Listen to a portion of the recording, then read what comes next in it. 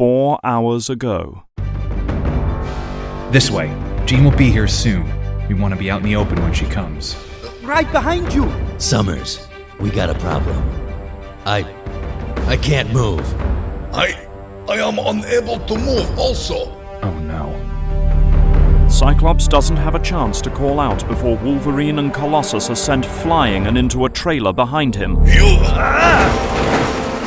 Banshee taking a run up to head skyward, Storm having trouble catching the wind without her cape, but both suffer the same fate as large metal objects strike them, wrap around them, and then throw them into the trailer as well. Cyclops, meanwhile, tries firing at whatever moves, unable to see the target until it's too late. This one isn't a fake. Where are you? Scott looks up, seeing a shadowed figure in the sky, the white glowing eyes narrowing as its raised arm clenches an outstretched hand. Cyclops fires again, but misses, due to being hit with and sent flying by a vehicle door, tumbling forward into the trailer with his allies. He rises, dazed, but doing his best to concentrate, trying to contact Xavier. He doesn't get a chance. A piece of the fittings breaks off and slams into his skull. The floor rushes up to meet him as everything fades to black. Now, the man called Cyclops groans as his senses return, focusing on the world around him. He then notices the sound of rumbling. What? Glad you could join us, Cyclops. I'll... Scott tries to move with a start, but is pulled back by restraints. Same old tricks, huh, Magneto? Not really. You see, this time you won't get a choice. No chance to save yourself by joining me. No. This time is the last. You had us beat before and you left. Why come back for us now? Because, my young friend, I thought that proving I could beat you was enough. That sending that message back to Charles, humiliating him, would satisfy me. But it didn't. Now I get the best of both worlds. Now he knows who it is that will finally beat him, and he will never get in my way again. Perhaps in time he will even be convinced to join me. You're insane. I'm insane. Tell me, Scott, which one of us joined a school as a student and now finds himself putting his life on the line day after day for another man's cause? At least I know what I'm fighting for. You're all just a bunch of misfits with nowhere else to go. God, you really like the sound of your own voice, don't you? And who might you be? Oh yes, the man I tossed around like a basketball when last we met. Wolverine grunts and strains as his claws begin to extend, his arms moving so as to point them up into his own jaw. My, Charles does like picking up his strays. Do it. I'll survive. But you won't when I get up and drive him through that space helmet of yours. Ah, you heal. Yes, I've heard about you. The man without a true name. Save one. Weapon X. No. No, I won't do that. I'll just bury you with the rest of them. See if you come back from that. Where are we? On your asteroid? Dear boy, why would I risk taking you to my base when I can just break off a piece? You hear that noise? That is the sound of this large piece of rock being allowed to be caught again in Earth's gravity. Assuming you survive re-entry, which I very much doubt, you will find yourself falling towards the Earth in 50 tons of hollow rock. Did you get the idea? You madman! You'll change the face of half the Earth! Oh no, Blue Demon. No one else dies today. Just you. You see, you are not hurtling towards the ground. I'm aiming you directly for Mount Erebus, a volcano. Why bother? Why not just kill us back at the park? Because I want you to suffer, like I have suffered. I want you to feel death coming for you. I want you to know true terror, true pain, as the flesh burns from your bones. I want Charles to hear you scream from all the way across the world. I want that to haunt him for all of his remaining years. Unless you want to beg for a quick death now? Go to hell. Oh no, Cyclops. You're the ones going to burn today. Magneto is rocked as the rock face crashes in, a blazing fire sending him flying across the room. He stands with a grimace, his red outfit scorched. Did I hear someone say burn? Magneto sneers and then yells, pushing off with a repelling force to drive himself towards Phoenix, the two heading out into the open sky. As the battle rages, Cyclops now looks over to Kurt and nods. In a puff of smoke, Nightcrawler is gone from his restraints and appears in the center of the room. He then teleports back again to hang above Cyclops' binds and works to undo them. Kurt, use my lockpicks. I would, Aurora, if these things had locks. Hurry, Kurt. What do you think I'm doing? Across from him, Colossus now transforms into his metal form, groaning as he powers out from beneath his own bindings. Then, heading over and pulling off those of Wolverine's and Storm's. He then walks over to Cyclops to do the same. No, I got this. See? Meanwhile, outside, the Phoenix is proving to be too much for even Magneto to handle. Enough of this. You are powerful now, girl, but you are too late. Your friends are already dead. Magneto throws up a balled fist, using it to repel Jean with his own magnetic fields, then propel himself upwards and out of sight. Phoenix rises to follow him, but then stops, looking down towards the hurtling asteroid in which the X-Men reside. Yeah, you better run. Before propelling herself at top speed towards the falling chunk of Earth, but before she can reach it, she notices figures coming from the self-made entrance. The X-Men. Storm carrying Peter, Banshee carrying Wolverine, and Kurt looking down to the safety of the white snow below, and then teleporting himself in 3 separate stages to the ground.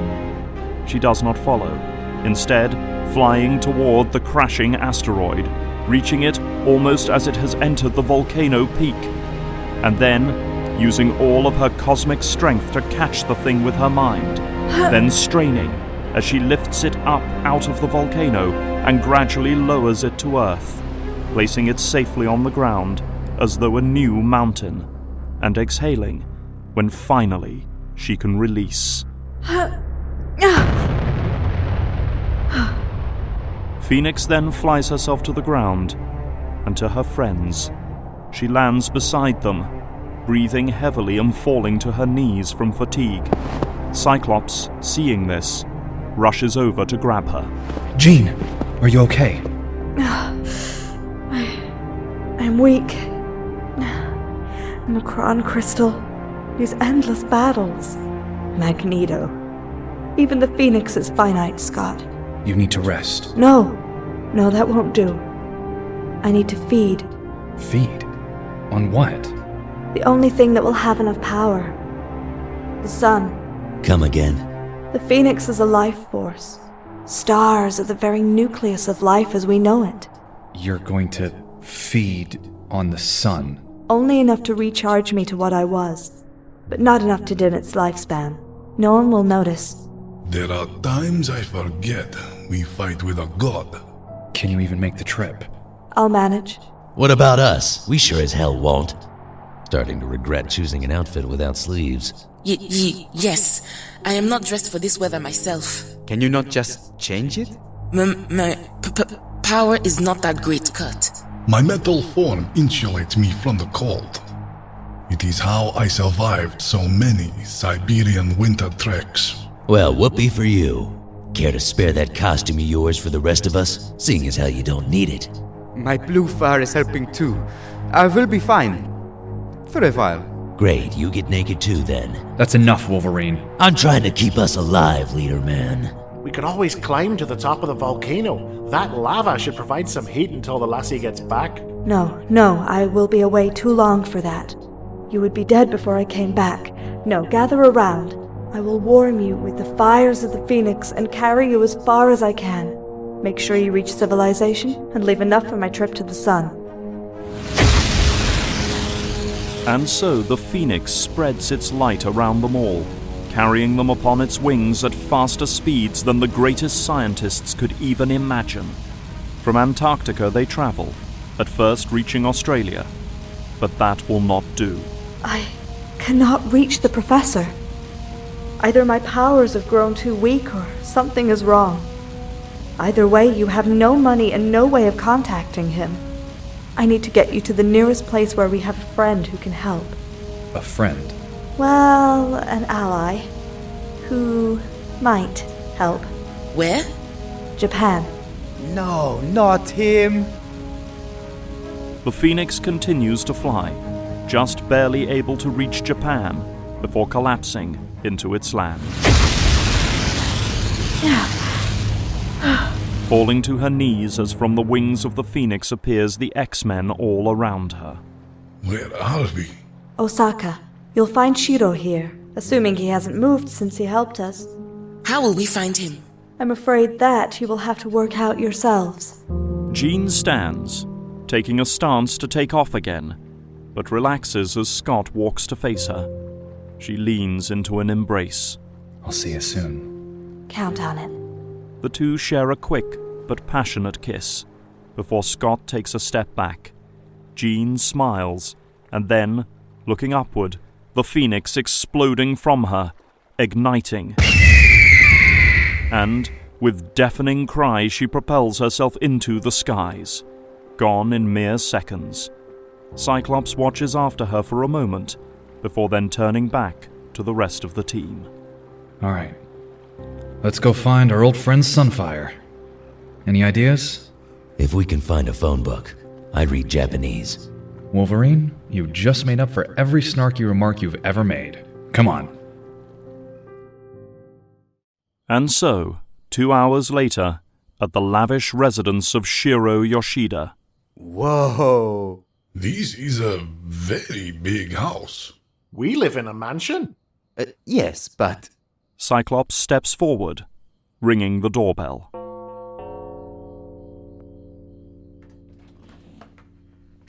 Hi. We are friends of Mr. Yoshida. Is he here? You have names? The X-Men. 1 moment, please.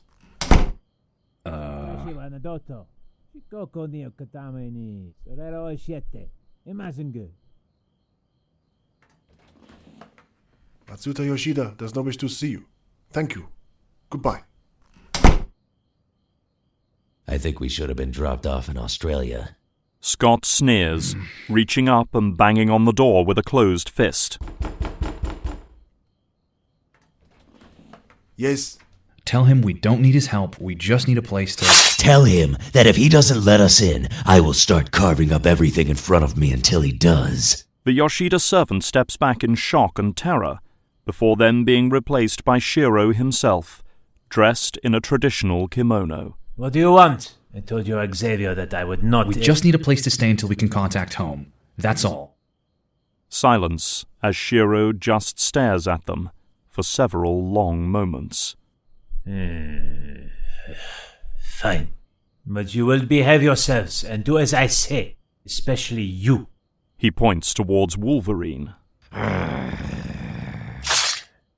In the next few hours, the X-Men disperse around the huge house, bathing, eating, dressing in more discreet attire, having remembered the looks they were given on the long trek here. Now Scott stands with the house phone to his ear, attempting to ring home, and getting no answer. No luck. No. I've tried 10 times and I'm not even getting a signal. Something's really wrong then. What could do that? The only way I can think of it is if the entire mansion's power went out.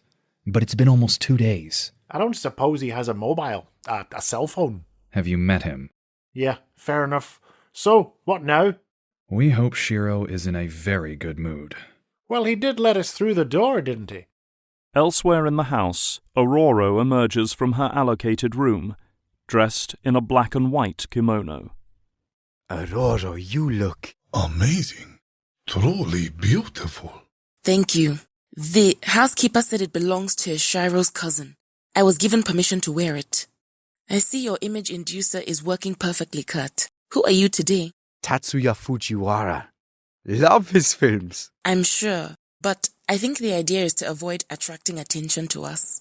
Yes, but think of the freebies on the flight. Ugh. Won't you join us for dinner, Aurora? Yes, why not? I wonder... Wonder? What Jean is feeling right now. Meanwhile, outside in the grounds gardens, Wolverine sits staring up at the clear starlit sky. Hope you're all right up there, Jeannie. Logan exhales, blowing out the smoke from his large cigar. Shiro was saving that for business. Logan looks down and over to the voice, finding a beautiful dark-haired Japanese woman stood there in traditional attire.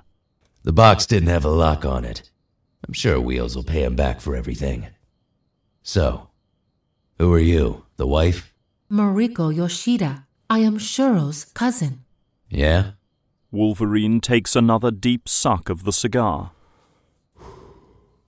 I don't see the family resemblance. You live here? Mariko shakes her head. Just visiting. Lucky me.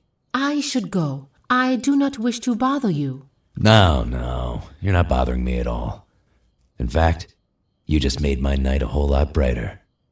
Here. Wolverine wipes down the surface beside him. Sit down. Thank you.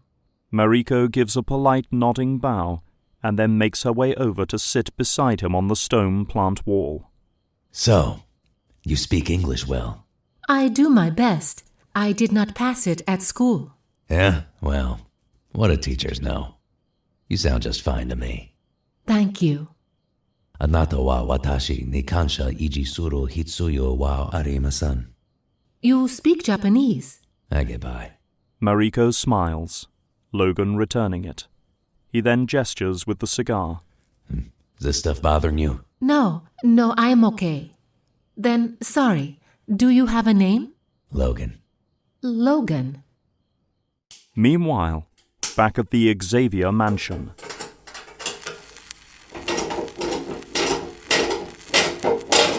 So, can you fix it?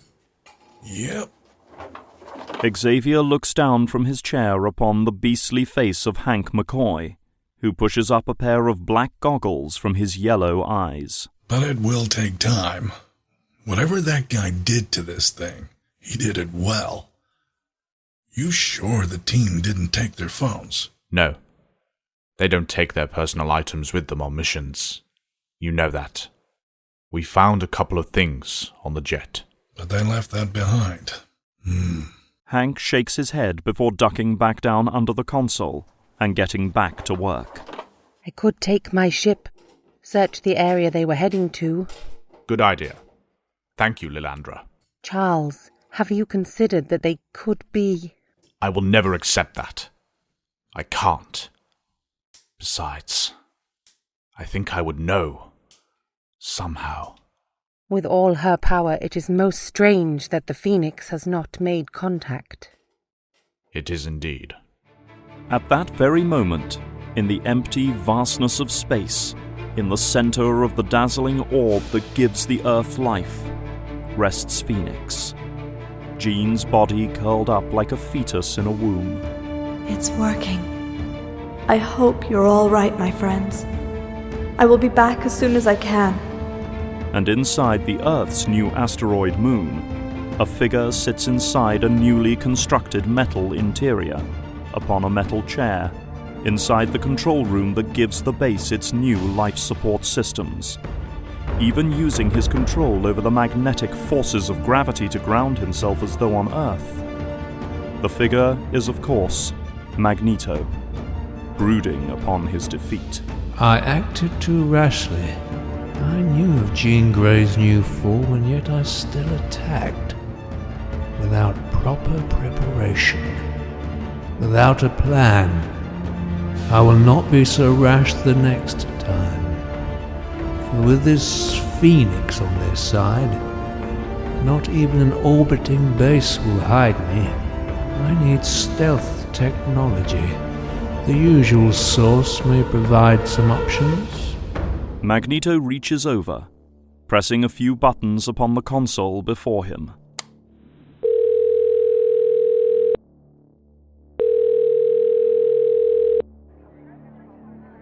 Pentagon Private Line 1963. Your code, please. BH1981 Beta. Code accepted. Who can I connect you to today? Raven Darkholme. Tell her it's Magnus. The next morning in Osaka, the X-Men prepare to depart. Thank you again for the loan, Shiro. Just do not forget that it is a loan, Cyclops. One that I will see repaid. You'll get it. Promise. Across the hall.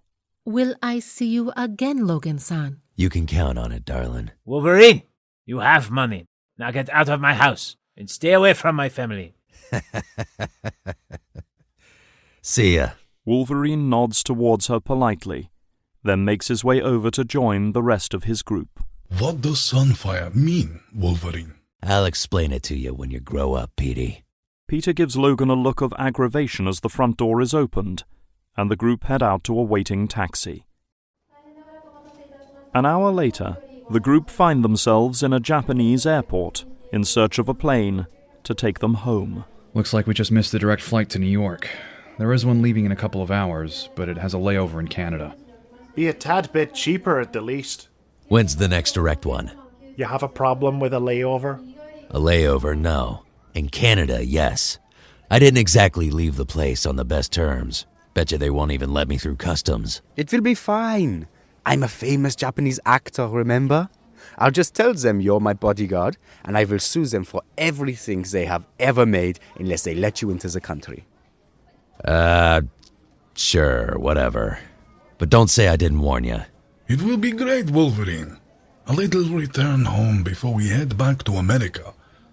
How I wish the layover was in Russia. Or Germany.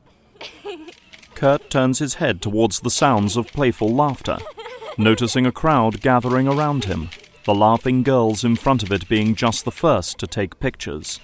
Did I not warn you of this? Yep, still don't regret it. I bet you I can get us upgraded to first class. First class? Oh, Aurora, my dear. Welcome to civilization. Trust me, it's a good thing. Well, we'll be flying in the luggage compartment unless we get a move on and buy the tickets. Which way's the desk? The way with the arrow saying departures. In English, right under it, too. All right, no one likes a smartass. They board the plane without much fuss, other than Kurt trying to get upgraded, of course, and succeeding, if only for himself and one other. He chooses Aurora to show her how to live in style. The rest fly coach, touching down many hours later upon the tarmac of the Montreal-Quebec runway. Home sweet home. The X-Men now make their way through arrival security.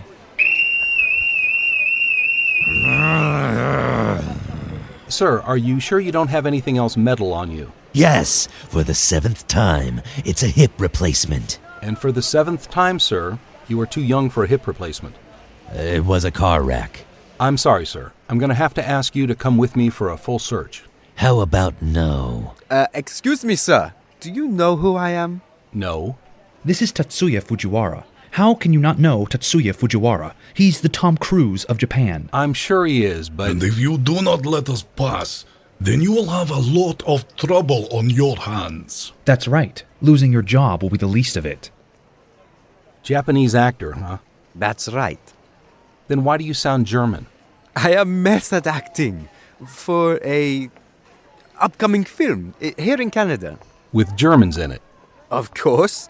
Don't you know anything about the art of film? Let my bodyguard go, or I will make you wish you had never pretended to not know who I am. And you will never fly first class again. Right. Look, just go.